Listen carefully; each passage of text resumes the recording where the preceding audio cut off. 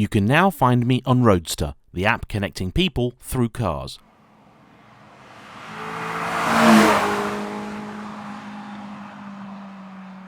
Hello everybody. Don't you really hate it when YouTubers sucker you in with a really big dramatic thumbnail and title about a car that they have? You sit through the video for 15 minutes only to find out actually it was something completely minor in the end. Well, I hate that as well, so I'm going to get straight to the point. My Honda S2000's engine has a hole in it, not where it's meant to be. The full story after these important messages.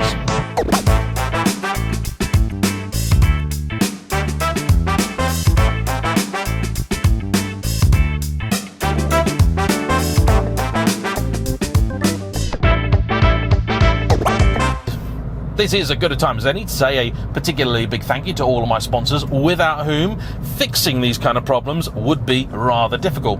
Car Vertical is today's headline sponsor, and if you haven't heard of them, they are a super-powered super search, and it cross-references a number of European databases to give you all the information you want to know if you're looking at buying something, including accident damage that may not have resulted in the car being a category write-off. I have used the service a number of times myself and find it a very helpful part of my car buying arsenal. For a special deal on their service, please check out my link in the description down below. On then to the topic at hand. A lot of you have been asking about what's going on with my S2000. To bring everyone up to speed, a couple of years ago I bought myself a lovely yellow Honda S2000, 2003. Here in the UK, we never got the later 2.2 litre engine, so we didn't get what's called the AP2. All the cars here are AP1s, we call them pre-facelift or facelift. Mine is a late example of a pre-facelift car. I bought it with an intent to modify it. I never really modified a car before, and I'm sure some will say, well, James, you still haven't, because I didn't do any of the work myself. I take no shame in admitting, yeah, I'm useless with a set of spanners, and when it comes to tinkering with things like my car's suspension and brakes, I'd rather a professional do it. The plan was to get all of the chassis stuff done first, and then eventually move on to the engine. The chassis stuff went very well indeed. Big thank you to Centre of Gravity for sorting me out there. The car has Öhlins suspension on it now, a full set of Powerflex poly bushes. There's some extra chassis bracing and all sorts of other stuff that really have transformed the way that it drives. As soon as I was happy with the handling, and I was very happy with the handling, the next step was to try and give the car a little bit more power. I didn't want to go the traditional turbo or supercharging route for a couple of reasons. First off, a lot of people have done that. Secondly, for me, the S2000 doesn't need 500 horsepower. I drove an example with a lot of power and it just doesn't suit the car. I've got other cars with that amount of power if I want to experience that.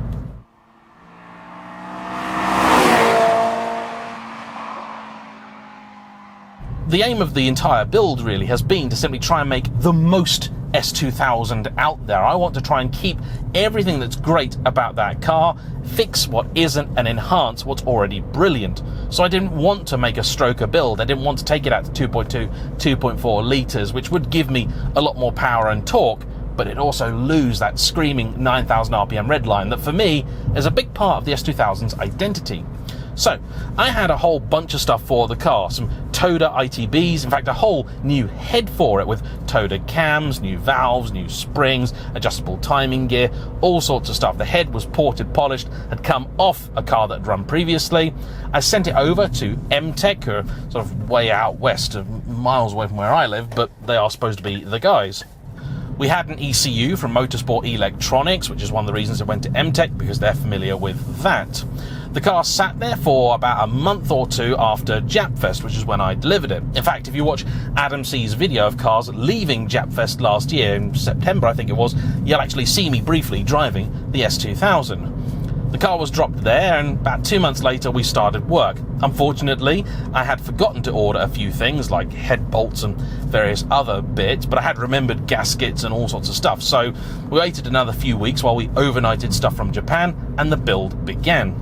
In January or February, the build was going really, really well. There were a couple of extra bits we needed to order, a catch can and a fuel pressure regulator, but that was about it.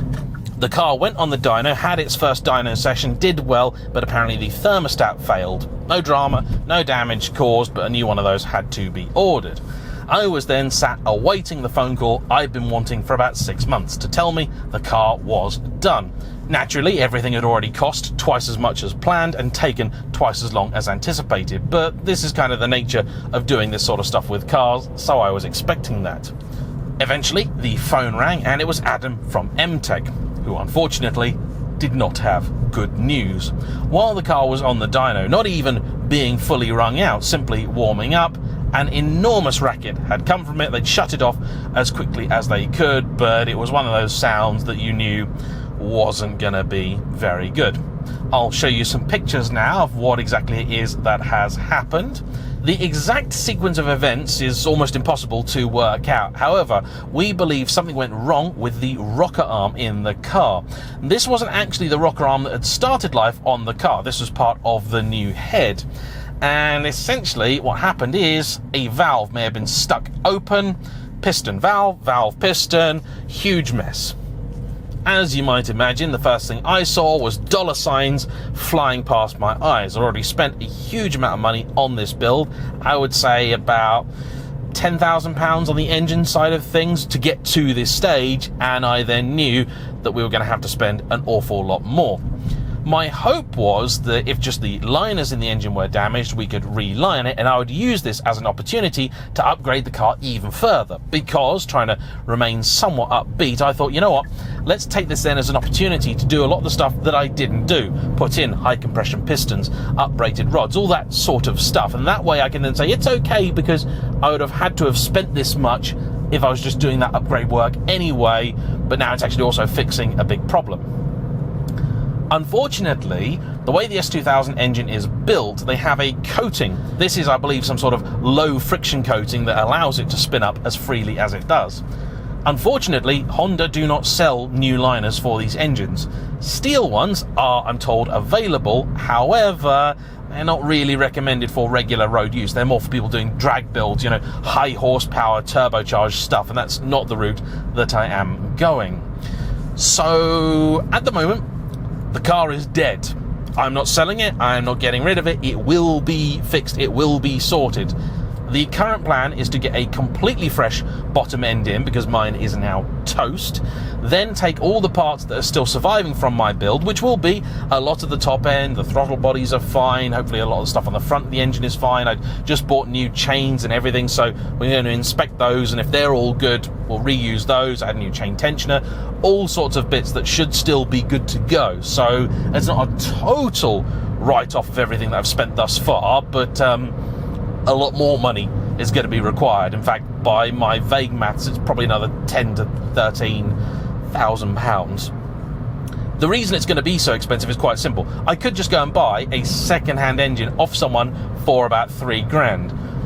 But that is an engine with, let's be honest here, generally unknown provenance. And the fact is that this issue that we've had may have been caused by whatever happened to the head, the new head, previously. I did do some research. Rocker arm failure is something the S2000s are somewhat known for. There isn't necessarily a particular cause for it.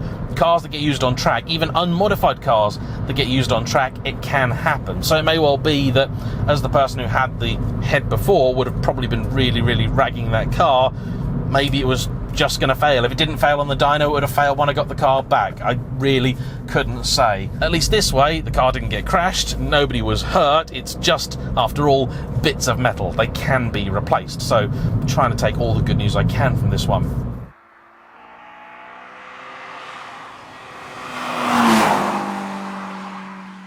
My current plan is actually to get a replacement engine, or short block anyway, from Spoon over in Japan.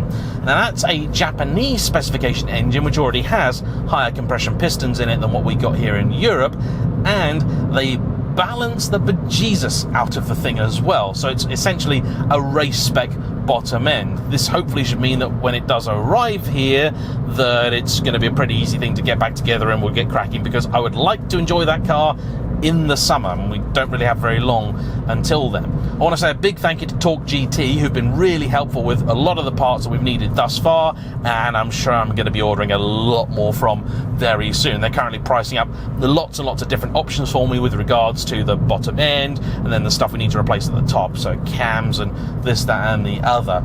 It may well be that I turn some of the pieces from the engine into artwork and sell them like I did with my Lamborghini's pistons to try and raise a bit of cash to fund the fix. So watch this space if you want a piece of broken S2000 artwork. So then there we have it. That is the update with the S2000. I was really hoping that the next video I made with that car was going to be it in full glory, screaming down this road, making an absolutely epic sound, but that's going to have to wait. Sorry, everyone.